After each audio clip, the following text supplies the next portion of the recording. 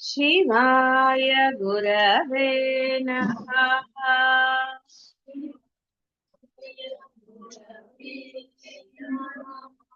शिवाय गुरवे नमः।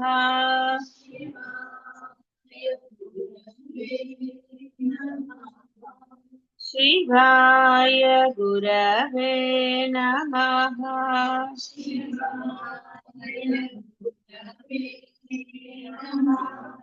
शिवाय गुरवे नमः।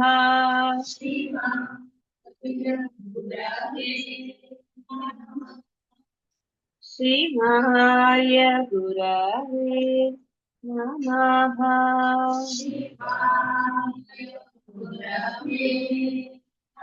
పాదాభివందనాలమ్మా. పీఠ నిలయ జయాను సన్నగల ముఖ్య ప్రాణస్వరూపిణి అయిన పరమేశ్వరి ఓఢ్యాన పీఠమనబడు భూమధ్యం నందుగల ఆజ్ఞాచక్ర స్థానమున త్రికోణ చక్రమందు ఉంటుంది. తెల్లని పద్మం ఉంటారు. ఆ పద్మం మధ్యలో ఉంటుంది కాబట్టి ఆవిడ ఓఢ్యాన పీఠ నిలయ అన్నారు. మామూలుగా ఈ మన కంచి క్షేత్రము ఆ మధ్య స్థానంలో ఉంటుంది అని ఏదో నిరూపించుకున్నారు అలాగా. అందుకని అక్కడ ఉన్న అమ్మ అసలైనది అని ఓఢ్యాన పీఠ నిలయ అని చెప్పబడుతూ ఉంటుంది.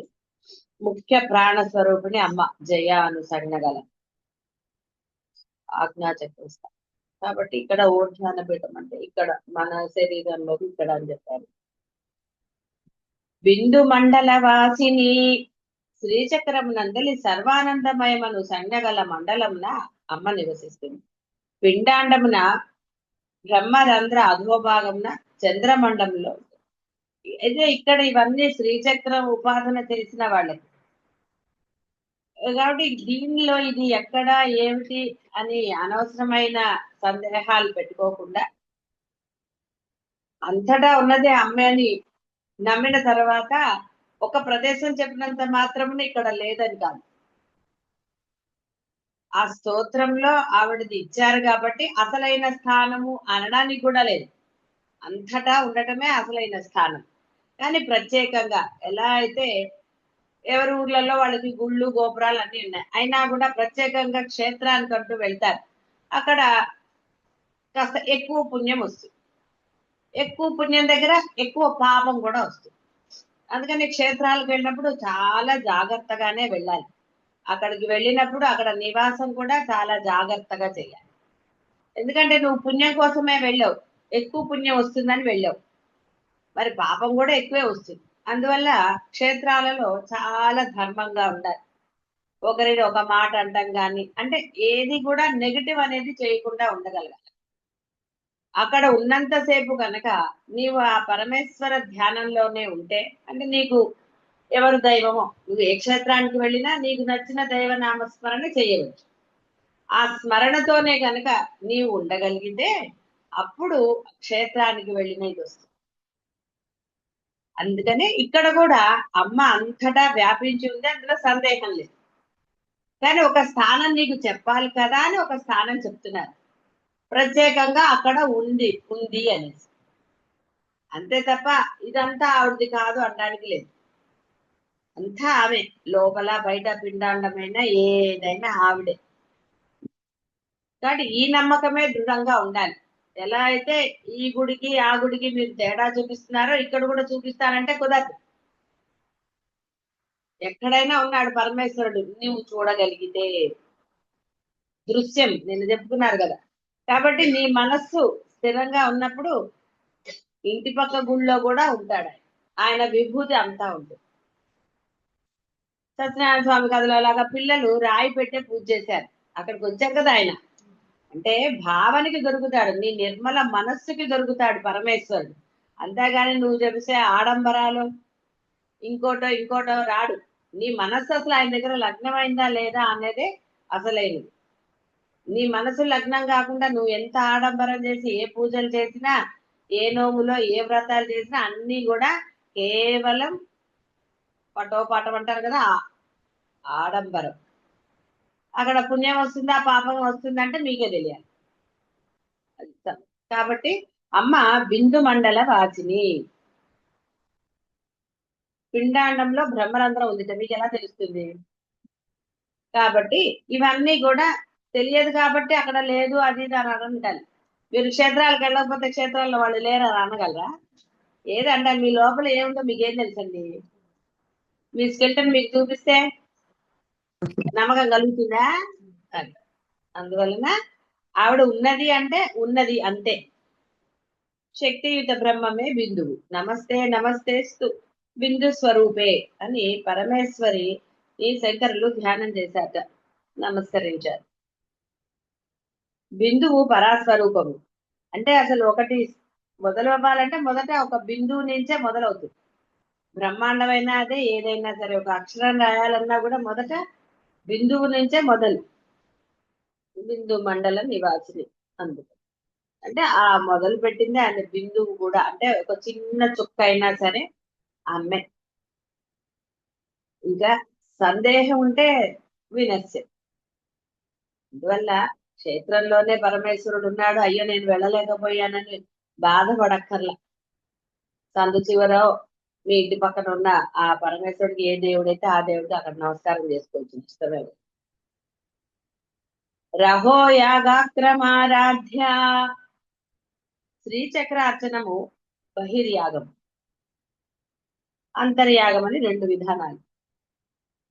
ఈ రహో యాగాక్రమారాధ్య అంటే రహస్యంగా చేయబడి, మనసులో చేసుకునేది రహస్యం. రహస్యం అంటే అర్థం ఎవరికీ తెలియకూడదని కాదు, ఆ లోపల కూడా అదే జరుగుతోందండి. ఇప్పుడే చెప్పాం కదా, లోపల ఏముందో మీకు ఏం తెలుసండి? ఏదో రక్త మాంసాలు ఏవో అవి ఇవి ఉన్నాయని అనుకున్నారు తప్ప చూడాలని ప్రయత్నం చేస్తారా?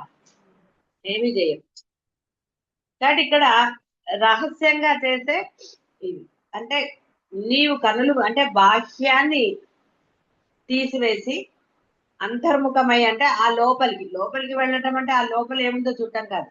ఇక్కడ భావన ఏమిటి అంటే ఆ అంటే లోపల ఒక మనస్సు అనేది ఉందని మీరు అనుకున్నారు.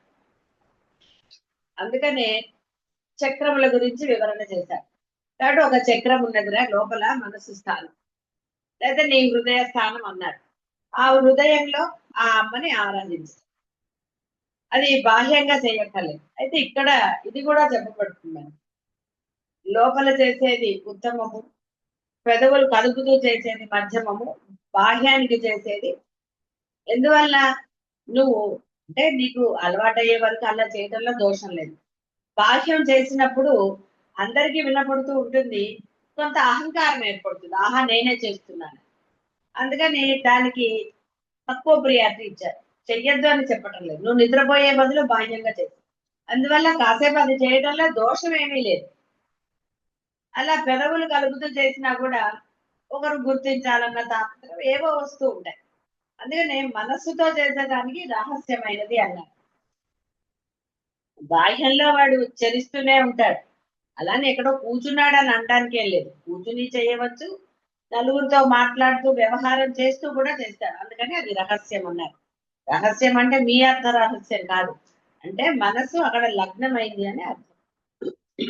ముఖ్య ప్రాణమును మూలాధార చక్రం నుండి స్వాధిష్టాన మణిపూర అనాహతాది చక్రములు తత్ దేవతల ఆ అంటే ఒక్కొక్కళ్ళని అర్చించుట ఇక్కడ శ్రీచక్రంలో రహస్య ఆరాధన అని చెప్పారు.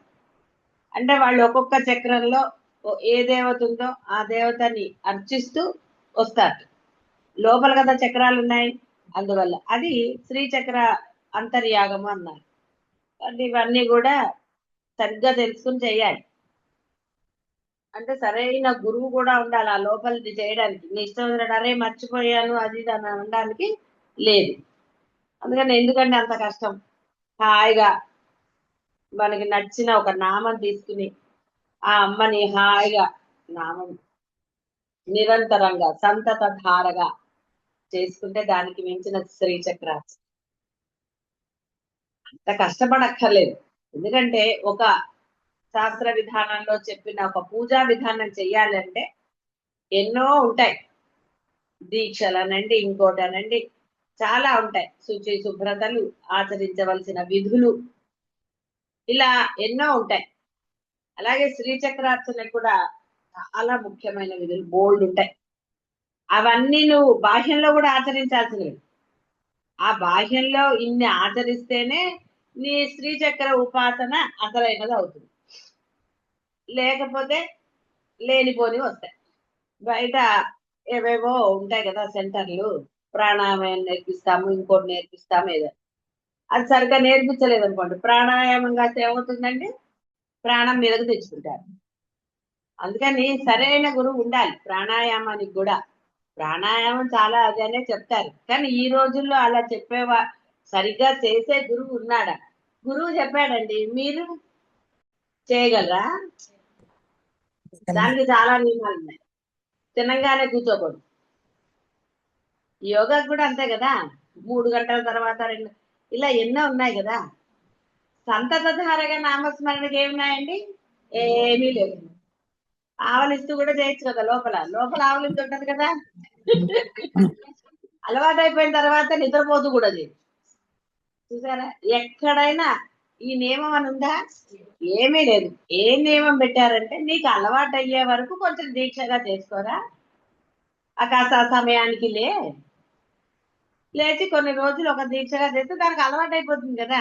మీకు రోజు చేసి అలవాటు అయిపోలేదు పనులు, రోజు ఎలా తోముకోవాలి, ఎలా చేయాలని రోజు యూట్యూబ్లో అవన్నీ చూస్తారా? ఆటోమేటిక్ గా తోమేసుకుంటారు కదా. ఏదో అటు ఇటు తింటే ఏదో కొంచెం ఇంకొంచెం ఎక్కువ తోముతారు, అంతే తప్ప వేరేగా ఆలోచించో ఏదో చేసో ఏదో చేస్తారా? ఏమి చేయరు. అంటే అవి అలవాటైపోయిన పనులు, మీకు అలవాటైపోయింది ఆటోమేటిక్ గా కదా. సహజంగా లేస్తే ఈ కార్యక్రమాలు వరుసగా అయిపోవాలి. లేస్తే లేస్తే కదా, అంటే పడుకోవటం కూడా సహజ లక్షణం కదా. ఏమిటో బుద్ధి నిద్ర వదలట్లేదు. ఈ రెండే కదా మనిషిని ఈ సాధన చేయకుండా చేసేది ఏంటండి? ఫస్ట్ బుద్ధి ఉందా? బుద్ధి సరిగ్గా ఉంటే నిద్ర ఎందుకు వస్తుంది? వస్తుందా? అందుకని ఇక్కడ ఈ యొక్క పద్ధతికి ఏమీ లేవు నామస్మరణకి. అందుకనే కలికాలం చాలా గొప్పదన్నారు. భయంకరమైన పాపాలు ఇక్కడ ఉన్నాయి, లేదంటానికి లేదు. ఇంత భయంకరమైన పాపాల మధ్యలో కూడా నువ్వు తరించడానికి అత్యంత సులభమైన మార్గం. ఏ యుగంలోనూ లేదు ఇలా. ప్రతి యుగంలో చాలా నియమనిష్టలు, తపస్సులు, తిండి మానేసి ఇలా ఎన్నో ఉన్నాయి. ఇక్కడ ఏం అక్కర్లా, చెప్పాం కదా. అలవాటు అయ్యే వరకు ఒక దీక్ష ఉండాలి కదా. మరి అలవాటు అవ్వాలి కదా, ఒక పనికి అలవాటు అవ్వాలంటే కొన్ని రోజులు చెయ్యాలి. చేస్తే ఆటోమేటిక్ గా అలవాటు అవుతుంది. అలవాటు అయిపోయాక ఇంకా అసలు గొడవే లేదు. ఎప్పుడైనా లేవచ్చు, ఎప్పుడైనా పడుకోవచ్చు, అసలు ఏది ఎప్పుడైనా. ఎందుకంటే లోపల జరిగిపోతుంది, బాహ్యంతో సంబంధం లేదు. ఇంకా అప్పుడు వేరేగా ఏముందంటే ఏముందా దిగులు, దానంత సుఖం ఇంకోటి లేదు కదా. కాబట్టి అదొక్కటి కష్టపడమంటే ఆ ఒక్కటే ఎంత కష్టమవుతుంది. తిండి మానేస్తాం కానీ సాధన చెయ్యం. తిండి మానేస్తే ఏమవుతుందండి, సాధన జరుగుతుందా నీరసం వస్తే? ఎందుకు తిండి మానేయటం, ఫస్ట్ చేయవలసింది చేయాలి, తర్వాత తిండి మానేయాలి. సాధనా బలంతో తిండిని మనం నిగ్రహించవచ్చు, తినకుండా ఉండవచ్చు. సాధనా బలం ఉండాలి. నీలో అసలు ఏ బలం లేకుండా తిండి ఒక్కటే మానేస్తే శరీరం శిథిలమవుతుంది. నీరసం వస్తే ఇంకా సాధన ఏం చేస్తారండి? నొప్పి నొప్పి అంటమే సరిపోయింది. రామ అంటే నొప్పి నొప్పి అంటారు. ఆ నొప్పి స్థిమితంగా ఏం చేయనిస్తుంది? కాబట్టి ముందర సాధనా బలం రావాలి దేహాన్ని. సాధనకి ఏది అడ్డం కాదు, నీ మానసిక బాధలు కాదు, బాహ్యమైనది కాదు, ఏది అడ్డం కాదు. మనసుకి ఏమన్నా రోగం వచ్చిందా? మనసుకి ఏమన్నా దెబ్బలు తగిలాయా? మరి మనసుతో రామాయణానికి ఏమైందండి? ఏదో ఒకటి మీకు నచ్చిన నామం అనుకోవడానికి ఏమైంది? అది అనమంటే మనసు అంతా కష్టం అంటారు. మనసులో దేవుడిని పెట్టుకోరంటే మనసులో కష్టం పెట్టుకుంటే ఏం లాభం అండి? మనసులో కష్టానికి ఏమైందంటే బయట నుంచి ధారాపాతం. ఈ ధారాపాతం కాదురా, నామం ధారంగా చేయరా అన్నారు. ఇది దీనివల్ల ఏమైనా ఉపయోగం ఉందా? కాసేపు వస్తే తర్వాత ఏం రాదు కదా, రక్త కన్నీరు. బాధలు లేనిదే జన్మ ఎందుకు వస్తుంది? మానవ జన్మ కూడా బాధలు ఉన్నప్పుడే వచ్చింది, ఏడవడానికే. కానీ తెలిసింది కదా ఏడవక్కర్లేదని. ఏడ్చినన్నాళ్ళు ఏడ్చారు కదండి. ఇంకా ఎందుకు ఏడవటం? అనవసరంగా తీరిగ్గా కూర్చుని బాధలు పట్టడం ఎందుకు? ఇప్పుడు నివారణ ఉపాయం దొరికింది కదా. మందు తెచ్చుకుని రోగానికి వేసుకోకుండా ఇంకా బాధపడతానంటే ఏం చేస్తారంటే ఎదురుకుండా మందు పెట్టుకుంటే రోగం తగ్గుతుందా? వేసుకోవాలి కదా. కాబట్టి ఇప్పుడు దివ్య ఔషధం తెలిసింది. భవరోగానికి దివ్య ఔషధం తెలిసిన తర్వాత కూడా కాదండి అని ఇంకా భవరోగాన్ని పట్టుకుంటా అంటే ఏం చేస్తారు? అంటే ఇక్కడ కుండలిని శక్తులు ఇవన్నీ అంటే మీకు అవసరం లేనివి నేను చెప్పటం లేదు. అనవసరమైన వాటిల్లోకి వెళ్ళాం. ఇప్పటికే అనవసరమైన ఆలోచించే బుర్రలు పాటు ఉన్న బుర్రే కొంచెం. ఎంత ఉందండి ఒక్కొక్కళ్ళ బుర్ర? అందులో ఉన్నది ఎంత? అంటే అవసరానికి కోసం. బాహ్యమైన తెలివితేటలు లేవని నేను అనటం లేదు. అక్కడ బ్రహ్మాండమైన తెలివితేటలు అసలు తిమ్మిని బమ్మిని చేయగలను కదా. ఛాన్స్ లేదు కానీ ప్రపంచాన్ని వెళ్ళే శక్తి ఒక్కొక్కళ్ళ లేదా. అంత తెలివితేటలు ఉన్నాయి కదా. ఏదో ఇక్కడ పరిమితం అయిపోయింది ఎవరింటికి వాళ్ళకి. అనుకోరండి నా గనకనా మీరు అంటారు కదా వాడికి ఛాన్స్ వస్తేనా. ఎందుకంటే మీకు ఆ తెలివితేటలు లేవని నేను అన్నట్లు అంత సాహసం చేయండి. అవి కాదురా. అవి దానివల్ల ఏం జరుగుతుందో మీరు అనుభవమే కదా. మళ్ళీ ఎందుకు ప్రత్యేకంగా వాటి గురించి అనుభవం ఉన్నది మళ్ళీ చెప్పక్కర్లేదు. కాబట్టి అసలైంది తెలుసుకోరా. ఈ తెలివితేటలు అంటే దీనిలో ఒక నిష్ట అనండి లేదా పరిపూర్ణత అనండి ఇది పొందితే ఆ బాహ్యమైన తెలివితేటలు నువ్వు ప్రయత్నించక్కర్లే ఆటోమేటిక్ గా వస్తాయి. ఇప్పుడు ఒక విషయం గురించి తెలుసుకోవాలంటే యూట్యూబ్ లోనో ఏ పుస్తకాల్లోనో చదవాలి గుర్తుపెట్టుకోవాలి. ఎన్ని ఉన్నాయండి? గుర్తుపెట్టుకోవద్దు. అందరికీ గుర్తుంటాయా? నాకు అసలు గుర్తుండవు. 4 సార్లు చదివినా అదేంటో అర్థం అవుతుంది. మళ్ళీ ఏంటది అప్పటికప్పుడే చూసుకో. ఏం చేస్తాం? మెమరీ చిప్ పెట్టలా. లోపల మెమరీ చిప్ లేదు. మెమరీ చిప్ లేదు. మీరు కూడా సెల్ ఫోన్ లో మెమరీ చిప్ పెడితే కదా మీ ఫోటోలన్నీ మళ్ళీ మళ్ళీ చూసుకోవచ్చు. మీ సిమ్ కార్డ్ లోనే తర్వాత వెళ్ళక పెడతారా? ఇప్పుడు పెట్టట్లేదా? ఇంతకుముందు ఉండేది కదా. నాకు అదే గుర్తుంది. ఏదో అప్పుడప్పుడు మెమరీ చిప్ అన్నా కానీ గుర్తొచ్చింది. అంతే తప్ప పెద్ద గుర్తుంది అనుకో. సరే ఇప్పుడు బిల్టిన్ వచ్చాయి. బిల్టిన్ స్టెబిలైజర్స్ రాలేదు. మొదట్లో స్టెబిలైజర్ విడిగా పెట్టారు. ఇప్పుడు బిల్టిన్ స్టెబిలైజర్. తర్వాత మూవబుల్ ఇల్లు కూడా వచ్చాయి కదా. ఏవో రకరకాలు ఎన్ని వచ్చినా మూలం మర్చిపోకూడదు కదా. కాబట్టి మీ మూలం ఏంటో తెలుసుకుంటే ఆ మూలం ఏమిటంటే వేరేగా ఎక్కడన్నా ఉందా? ఏది లేదు. ఆత్మ. కాబట్టి ఆ ఆత్మ ఎక్కడుంది? మీలోనే ఉంది. రహస్యంగానే ఉంది. మీరు గుర్తిస్తే అంతటా ఉంది. గుర్తించలేదు కదా ఇప్పటి వరకు. నేను నేను అన్నారు. ఈ నేను అనడానికి కారణము అని రమణ మహర్షికి అనుకున్నారు. సరే మనకి శంకర్లు చెప్పేశారు కాబట్టి మనకి తెలుసు. రమణ మహర్షిని ఎందుకు పట్టుకున్నామండి? పని లేకనా? ఆయన కూడా ఇదే అన్నారు కాబట్టి ఆయన్ని పట్టుకున్నాం. లేదా ఆయనతో మనకేం బంధం అండి కదా. అంతకుముందు తెలుసా మీకు? తెలియదు. ఆయన కూడా ఉన్నది పరబ్రహ్మమే ఆత్మే అని అన్నాడు కాబట్టి కదా మన మార్గంలో ఉన్నాడు ఆయన. ఎందుకలా అనుకోవాలి? ఎందుకలా అనుకోవాలి? మార్గంలో వెళ్తుంటే ఆయన తగిలాడు. సరే వచ్చారు కదా అనుకో నమస్కారం. ఇప్పుడు లేరు కాబట్టి. లేరు అనుకున్న వాడికి లేరు. ఉన్నాడు అనుకుంటే ఉన్నాడు. కాబట్టి ఆయన మన మార్గంలో ఉన్నారు కాబట్టి ఓ నమస్కారం. సరే నాయన కాస్త మాకు కూడా సహాయం చేయి. మార్గంలో ఉన్నవాడిని మార్గం తెలిసిన వాడిని కదా ఏదైనా అడుగుతారు. తెలియని వాళ్ళని ఎలా అడుగుతారండి? ఏం బాబు దారి తెలుసా అంటారు. తెలుసు అన్న వాడిని అడుగుతారు కానీ లేకపోతే డౌట్ గా ఉన్నారనుకోండి సరే వద్దులే నువ్వు అంటారు. ఆయన అన్నాడు కాదు నాకు బాగా తెలుసు అంటారు. సరే అయితే చెప్పాను. ఆయన చెప్పాక వినాలి మరి. కాబట్టి రహస్యంగా చేసే ఆరాధన అంటే అర్థము మనసులో చేసేది. అంటే ఎంత మందిలో ఉన్నా కూడా నీవు చెయ్యగలుగుతావు. నీ మనస్సు అనేది రహస్యం కదండి. మీ మనసులో ఉన్నవన్నీ బయట పెడతారా? అందుకనే దాన్ని రహస్యం అన్నారు. రహస్యం అనగానే మీ రహస్యాలు కాదు. గదిలోకి వెళ్ళి బయటికి వెళ్ళి మాట్లాడుకునేవి కాదు కదా. అది ఎక్కడికి వెళ్ళినా వినేవాళ్ళు లేరండి. నిన్న చెప్పలేదు 900 ఉంటారని. రహస్తర్పణ తర్పిత పిండాండమున అంతర్యాగములందు తత్ చక్రములందు ఆయా దళముల ఆయా దేవతల గురూపదేశ అనుసారముతో ఇహ పూజలు చేయబడతాయి ఆ పరమేశ్వరి. ఇదంతా కొంచెం శ్రీచక్రం. మీకు అక్కర్లేదు కదా. కావాలంటే మీరు వెళ్ళండి, నేనైతే చెప్పను. నేనే చేయలేదు, మీకేం చెప్తాను. చెయ్యలేదు అంటే నిజం చెప్పాలంటే కాదు, అమ్మవారు వద్దండి, నాకు చాలా ఇష్టం లేదు. శ్రీచక్ర ఉపాసన చేయాలని చాలా ఇష్టంగా చెయ్యాలి చెయ్యాలి. అయితే ఎక్కడో చదివాను ఏదో, గురువు అంటే కొంచెం కొన్ని లక్షణాలు అది మనకి శంకరులది తర్వాత కదా మీకు చెప్పినప్పుడు.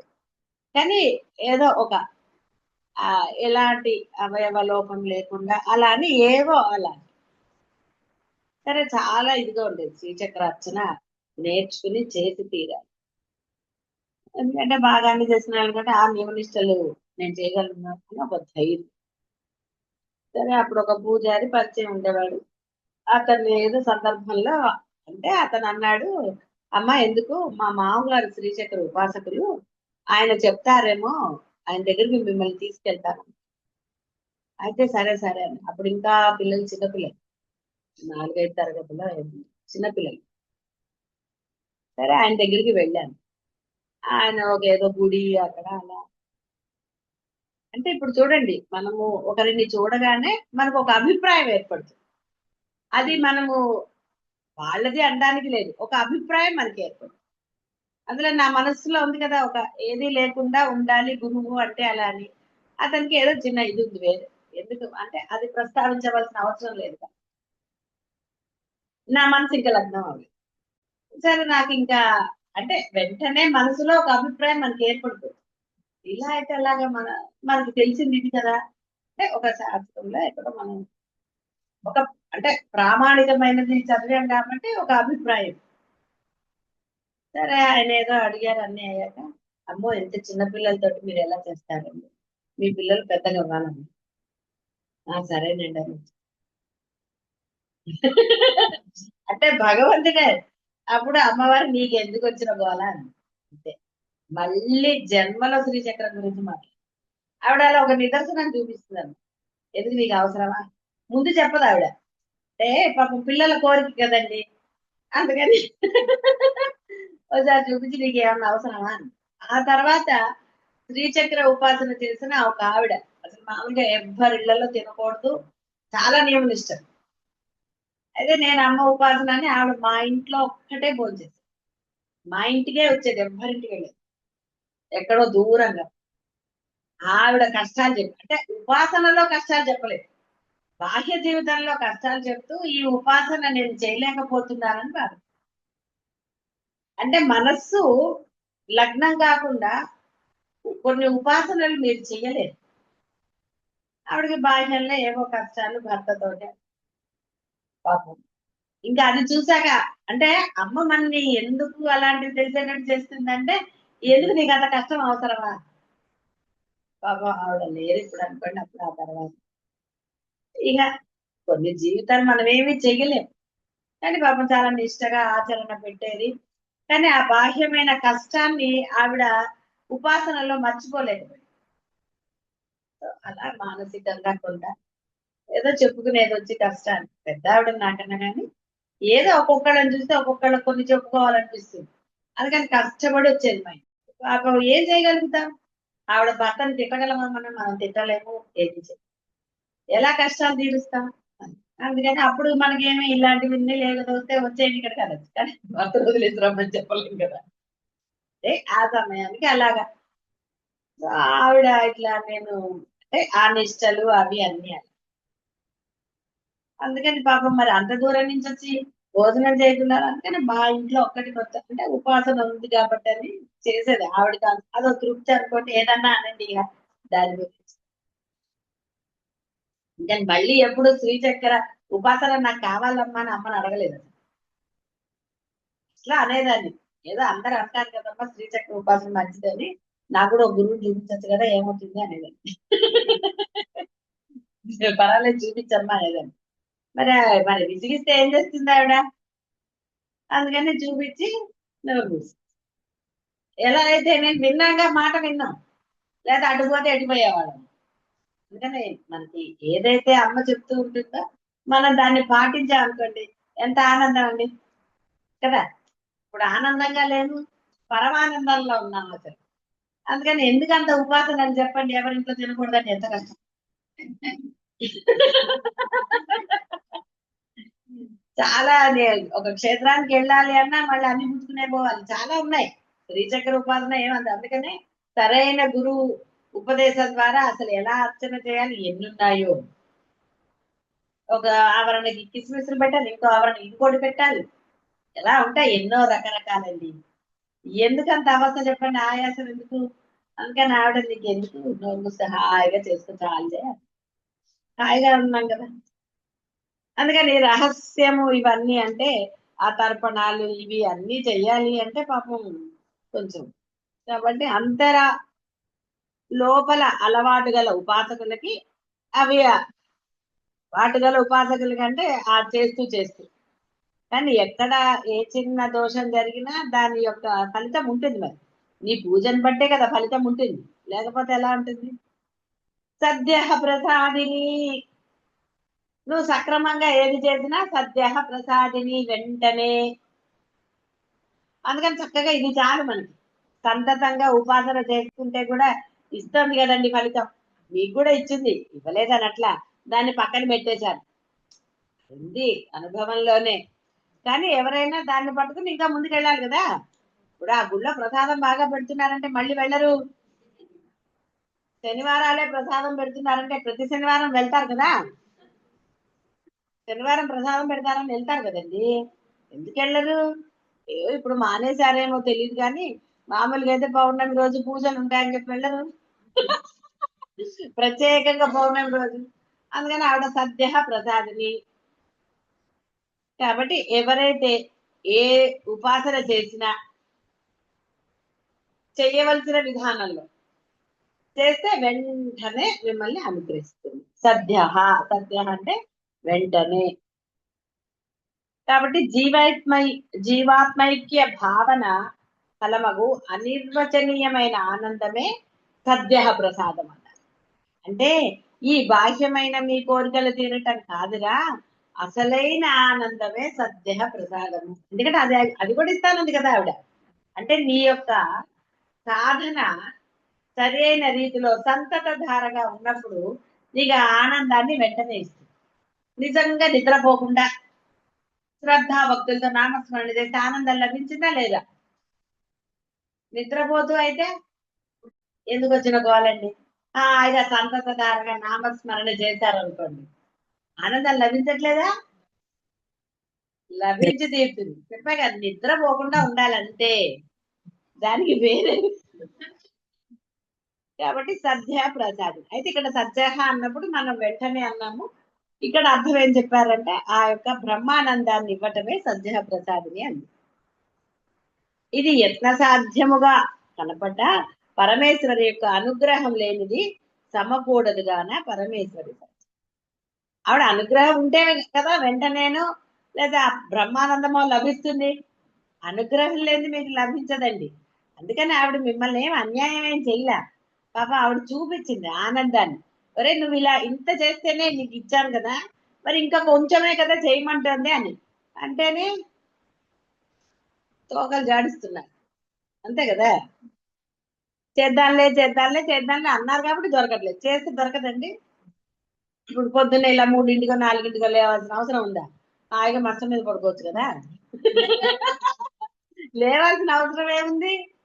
సిద్ధి పొందితే లేవక్కర్లేదు కదా. తర్వాత మీ ఇష్టం కదా.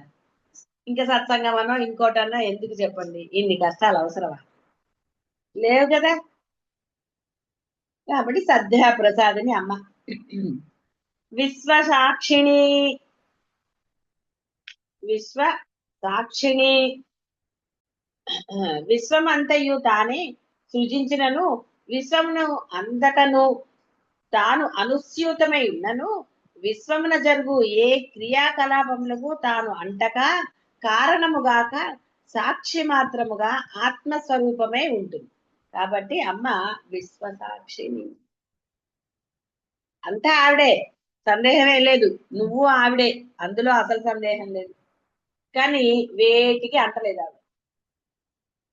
మనము అంటించుకుంటాం. సాక్షులుగా ఉండమంటే అంటించుకోరండి, అవసరం లేనివన్నీ అంటించుకుని గోల గోల. ఎవడు అంటించుకోమన్నాడు? ఎందుకు మనకి? ఎవరింటి విషయాలు వాళ్ళు. అది ఎవరైనా సరే, ఏ బంధమైనా, ఎవరి పిల్లలు వాళ్ళకే. ఎందుకండి లేనిపోని గోలలు? ముద్దొచ్చింది, ఇంత ముందంటే చాక్లెట్. అసలు ఇంకా పూర్వకాలం అయితే డబ్బులు ఇచ్చేవాడు, అది నయం కాదు. గొడవ లేదు, వాళ్ళు బిస్కెటే కొనుక్కుంటారో చాక్లెటే కొనుక్కుంటారో మనకని. ముద్దొచ్చింది, 5 రూపాయలు 10 రూపాయలు మీ దగ్గర ఉంచి పెట్టండి. లేనిపోని ఎందుకు? ఓ గుడ్డ ముక్క తెచ్చింది. అసలు గొడవ లేదు కదండి. ఓ 5 రూపాయలు మీ దగ్గర ఉంది, ఓ 100 రూపాయలు చేతిలో పెట్టారనుకోండి, ఏదో ఒకటి చేసుకుంటారు. అంటే అంటకుండా ఉండడానికి సాక్షిగా. అది ఏదో చేశారనుకోండి, ఏదో అన్నారనుకోండి, మళ్ళీ గోల మొదలైంది కదా. ఎన్ని తలకాయ నిప్పులండి.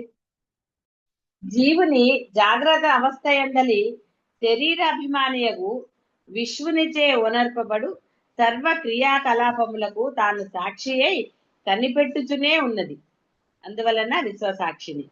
సూర్య సోమో యమహ కాలో మహాభూతాన్ని, సరే నిన్న చెప్పే నవసాక్షిణ.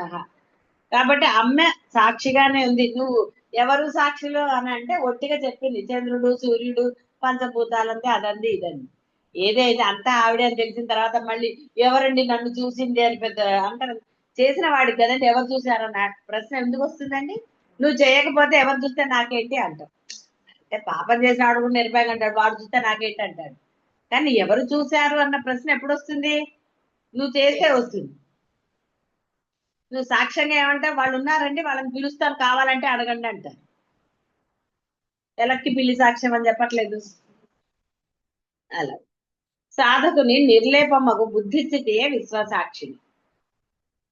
ఈ జ్ఞానమే పరమేశ్వరి స్వరూపంగానే పరమేశ్వరి విశ్వసాక్షిని. కాబట్టి బుద్ధి మళ్ళీ ఏం చేస్తాడు చూడండి, ఎక్కడికి వచ్చినా బుద్ధి పోవట్లేదు. నిర్లేపమగు బుద్ధిస్థితి అన్నారు. ఏంట కదా, అన్ని భలే కోయిన్సైడ్ అవుతున్నాయా? నేను లేనిదే అని చదవట్లేదు, అక్కడ బుద్ధి అని ఉంది, కావాలంటే తీసుకోవచ్చు. కాబట్టి ఎక్కడైనా మరి బుద్ధే కదండి. బుద్ధి లేకుండా ఉంటే ఎంత హాయిగా ఉండొచ్చండి. చిన్నపిల్లలకి బుద్ధి ఉంటుందా? వాడి బుద్ధి ఏంటి, వాడికి ఎలా అనిపిస్తే అలా చేసుకుంటూ వెళ్ళిపోతుంటాడు. అద్వైతంలో పోల్చారు కాబట్టి ఏమండి నేను కూడా అంతేనండి అంటారా? అద్వైతంలో అది పోల్చలేదు, చంచల బుద్ధికి అది పోల్చారు. దేనికి ఏది పోల్చారో తెలుసుకోవాలి. ఆ చంచల బుద్ధికి అది పెట్టుకుంటే, అందుకని ఏమండి మీరే కదండి చిన్నపిల్లల్లా ఉండమన్నారు అంటే, సరిపోని అలా ఉండగలరా? అప్పుడు వాళ్ళు నచ్చినట్టు మిమ్మల్ని అరవాలి కాబట్టి అరుస్తున్నారుగా. ఏది సత్యానికి దూరంగా ఏమీ లేదు. కాబట్టి మేము ఏమీ అబద్ధం ఏం చెప్పలేదు కదా, చిన్నపిల్లలతోటే పోల్చారు కదా. వాడికి బుద్ధి నిశ్చలేదు. నేనేమన్నా మీకు లేదని మీకు గ్రహించారు. అదే విఘ్న లక్షణం. మనకి ఏది లేదో అది గ్రహించడమే విఘ్న లక్షణం కదా. అయితే అసలైన విఘ్నత ఏమిటి?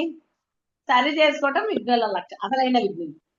జ్ఞానులు తెలుసుకుంటారు, విజ్ఞానులు ఆచరణ పెడతారు. అదే జ్ఞానానికి విజ్ఞానానికి తేడా. మొదట కూడా కృష్ణ పరమాత్మ భగవద్గీతలో జ్ఞానం గురించే బోధించాడు, ఆ తర్వాత విజ్ఞానం అన్నాడు ఆచరణ పెట్టడానికి. అంటే తెలుసుకుంటే సరిపోదురా, ఆచరణ పెట్టాలి, అదే విజ్ఞానం. కాబట్టి మీరు విజ్ఞానులా జ్ఞానులా తెలుసుకోండి. శుభం భూయాత్.